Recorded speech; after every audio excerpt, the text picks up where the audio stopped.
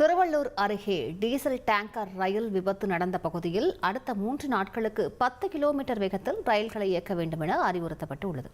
கூடுதல் தகவல்களை செய்தியாளர் பாலாஜி வழங்கிக்கலாம். பாலாஜி, வணக்கம்.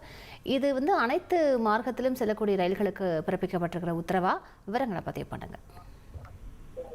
நேற்று முன்தினம் திருவள்ளூர் ரயில் நிலையம் அருகில் சரக்கு ஏற்றி வந்த டீசல் டேங்க் சரக்கு ரயில் விபத்துக்குள்ளானது. இதனைத் தொடர்ந்து 2 நாட்களாக பணிகள் நிறைவடைந்து தற்போது ரயில் சேவை தொடங்கிய நிலையில் தென்னக ரயில்வே இன்று ஒரு அறிவிப்பை வெளியிட்டிருக்கிறார்கள். அவர்கள் தென்னக ரயில்வே அதிகாரிகள் நம்மிடம் தகவல்கள் தெரிவித்திருக்கிறார்கள்.